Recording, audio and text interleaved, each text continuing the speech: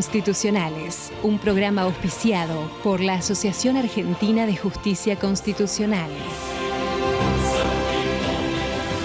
Bienvenidos a Aires Constitucionales, espacio de la Asociación Argentina de Justicia Constitucional. Pueden seguirnos en nuestras redes sociales y encontrar todos nuestros programas en nuestro canal oficial de YouTube. En el marco de una causa por daños y perjuicios en razón de la información que se había difundido en un programa televisivo, se eximió de responsabilidad a su conductora, la productora del programa y el canal de televisión. Así lo hizo la Sala M de la Cámara Nacional de Apelaciones en lo civil, exhibiendo de responsabilidad en razón de la doctrina de la real malicia. Entendió que no se encontraba comprobado en la causa que, según esta doctrina, se había vulnerado o había habido una falta de conocimiento acerca de la falsedad de la información o un desinterés respecto de la veracidad de la misma. La Corte también además de en esta doctrina, basándose en el precedente Campillay, que establece que no existe responsabilidad penal ni civil en el caso de reproducir los dichos de terceros cuando son citados. Confirmó entonces la sentencia de la Sala M de la Cámara. Ello fue con los votos del doctor Rosati, la doctora Aranguren en carácter de conjueza y en carácter de conjueces el doctor Boldu y el doctor Lozano. Muy bien, ahora vamos a una breve pausa y estaremos conversando con nuestro invitado especial del día de hoy sobre la reforma laboral, el proyecto de reforma laboral.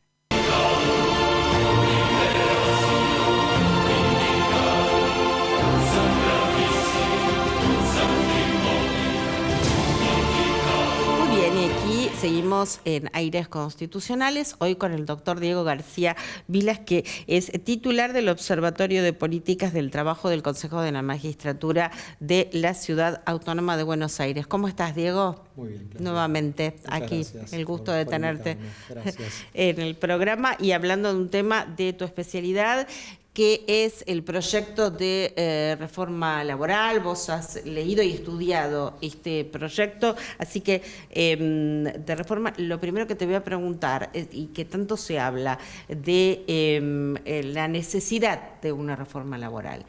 ¿Es necesaria una reforma laboral? Y de ser necesario, ¿es esta la reforma que es necesaria?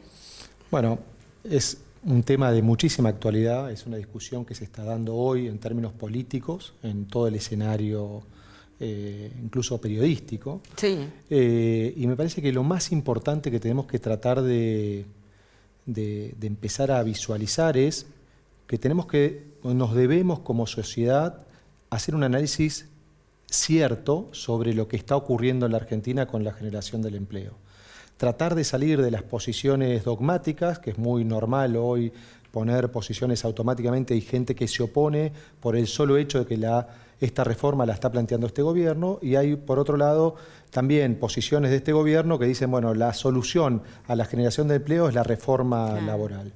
Me parece que la verdad no está en ninguna de las dos posiciones, en los extremos, y que sí nos debemos una discusión puntual sobre qué aspectos son importantes reformar en la legislación laboral. Eso lo vamos a hacer aquí. Vamos a intentar. O vamos a intentarlo, por lo menos punto por punto, claro, sí. y con la certeza de que, bueno, de que vos conocés sobre el tema.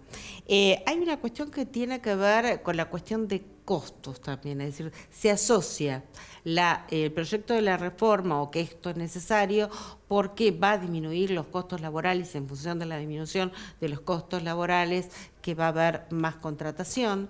Y también la cuestión de la formalidad. Bueno, a ver, esto. Sí, en relación a los costos es otro de los temas donde también a veces muy responsablemente hay muchos comunicadores o gente que no entiende tanto de la temática y dice, bueno, el problema de la Argentina es que los costos laborales son muy elevados y entonces la informalidad, y pareciera que plantean soluciones mágicas donde se dice, bueno, bajemos los costos y va a estar todo el mundo registrado. Cuando hablamos, ya que estamos hablando sobre, cuando hablamos de costos laborales, porque sos un abogado laboralista, ¿cuáles son los costos laborales? ¿Qué tiene que pagar un empleador por tener un empleado formal, bien registrado?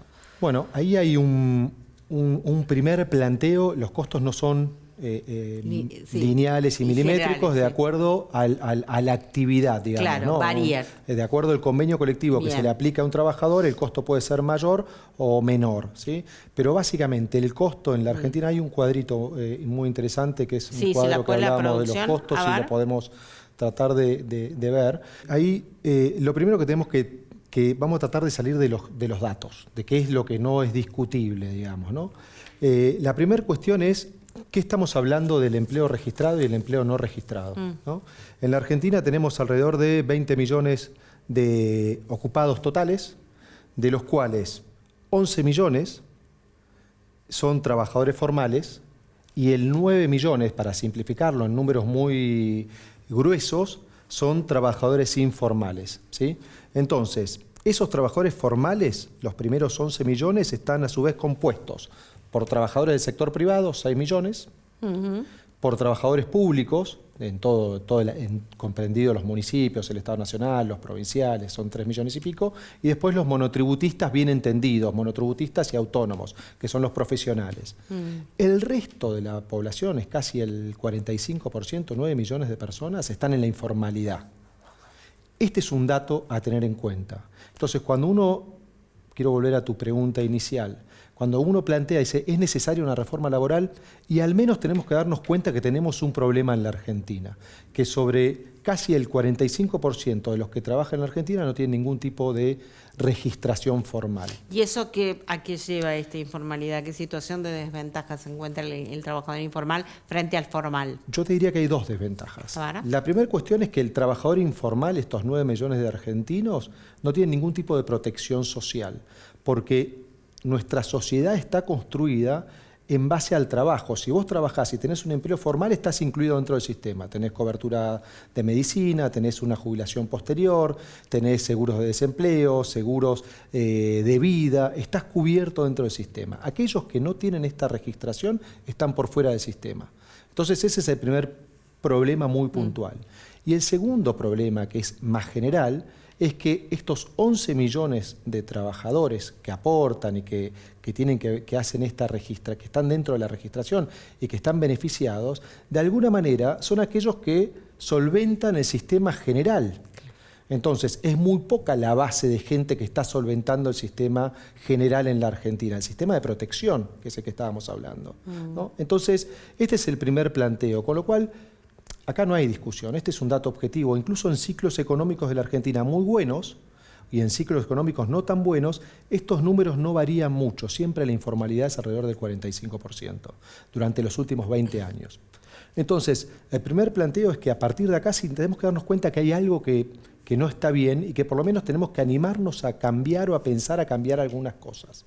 Ahora bien, cuando vos hablabas del costo laboral, ¿no? Porque obviamente los que están registrados tienen un costo asociado. ¿Qué implica estar registrado? Implica en la Argentina, más o menos en promedio, es casi un 25 a 27% el costo que paga el empleador del salario para registrar una persona, ¿no? Entre el 25 al 27%. Puede ser más en convenios colectivos donde aparte hay cuestiones adicionales, por ejemplo, el convenio de camioneros tiene cuestiones adicionales donde se hace un aporte extraordinario para la obra social, donde hay una cuota sindical obligatoria a cargo del empleador, por eso hay extremos más de mayores costos, pero el promedio vamos a ponerlo en 27%. Y a su vez, los trabajadores aportan algo cercano al 19%, que esto es jubilación, el 11%, PAMI 3%, la obra social 3%, seguros obligatorios 0, algo, y ART que puede variar entre una tasa del 1% al 3%. Entonces, en total, cuando hablamos de qué es el costo laboral, es casi un 27% a cargo del empleador y un 19% a cargo del trabajador. Este es el costo que paga aquel trabajador registrado. Acá radica el primer problema, ¿no? A ver.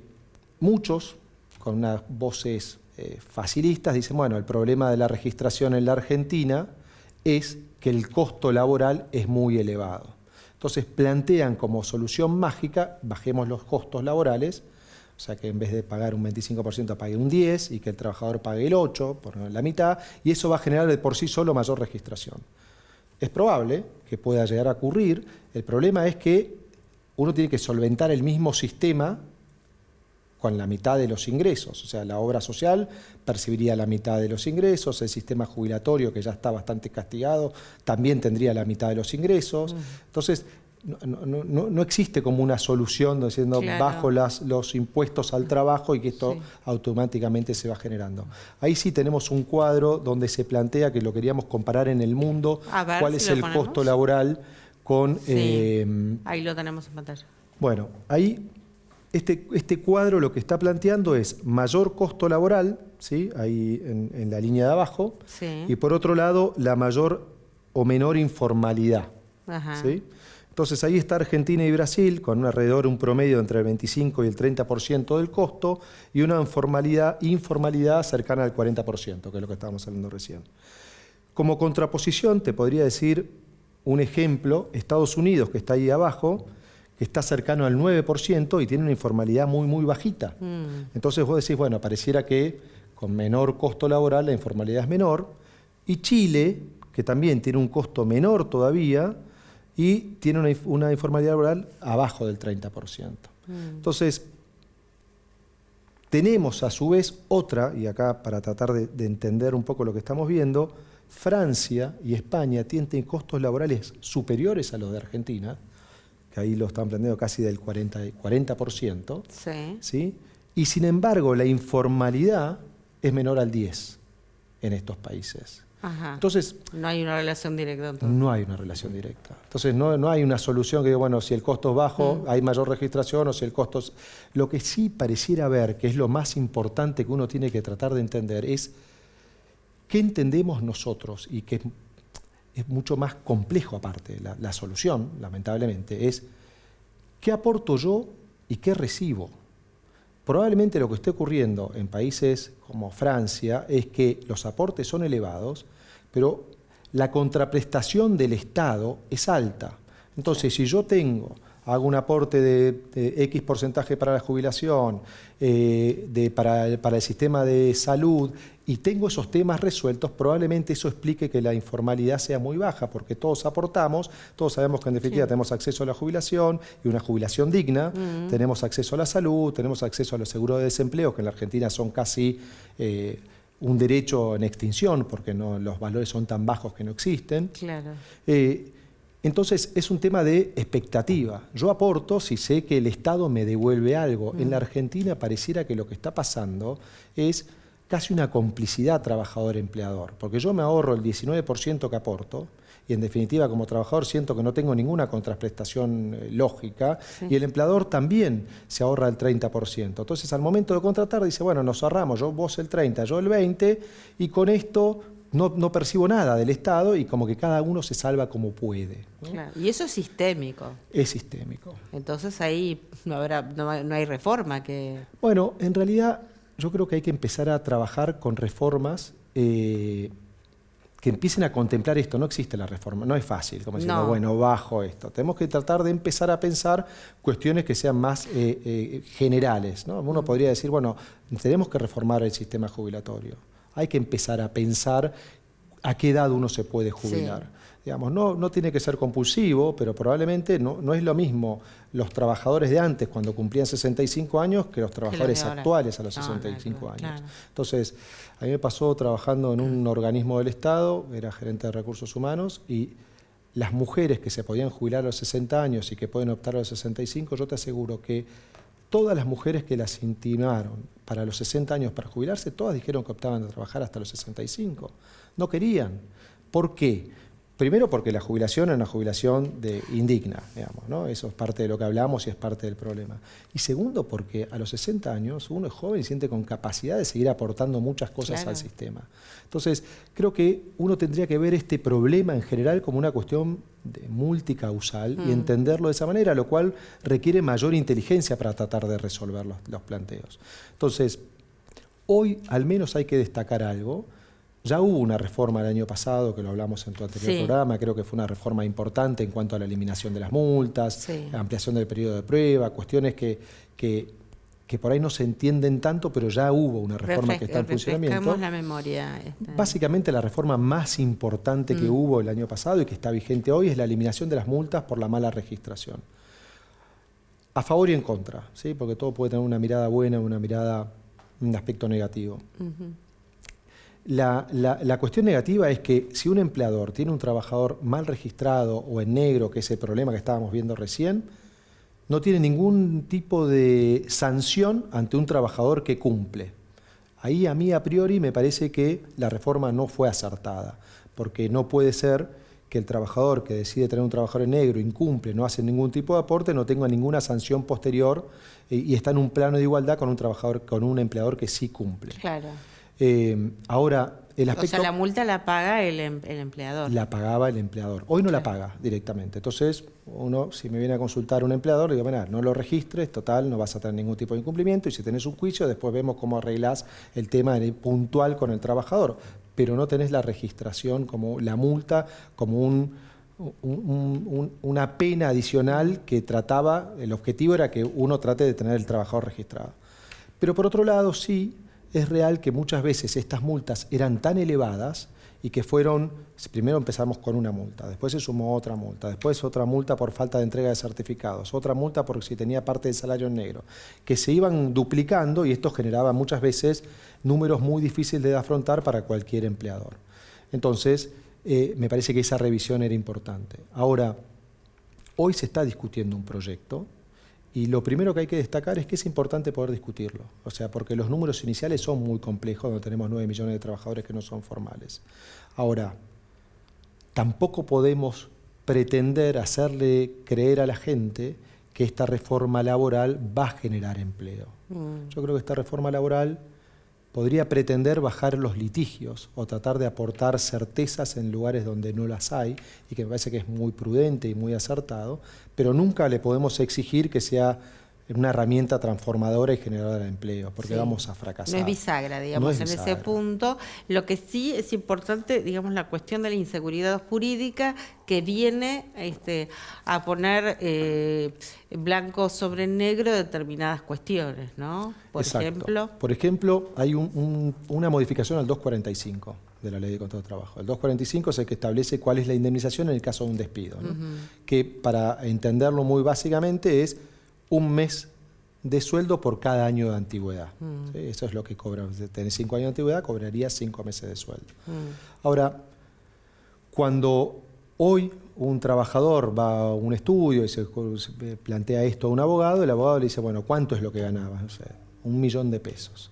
Sobre eso, después empezaba a haber distintas cosas que no están claras y de acuerdo a cuál fuera el juez que recibe esa demanda, lo da a favor o en contra. Por ejemplo, si le pagaba el celular, si se computaba ese proporcional del gasto de celular o no, si tenía premios semestrales o premios cada 3 meses por cumplimiento de objetivos, si se computaba o no, qué pasaba con aquellos trabajadores que tienen parte del paquete accionario, aquellos trabajadores que tienen autos, si algunos trabajadores les pagan el gimnasio.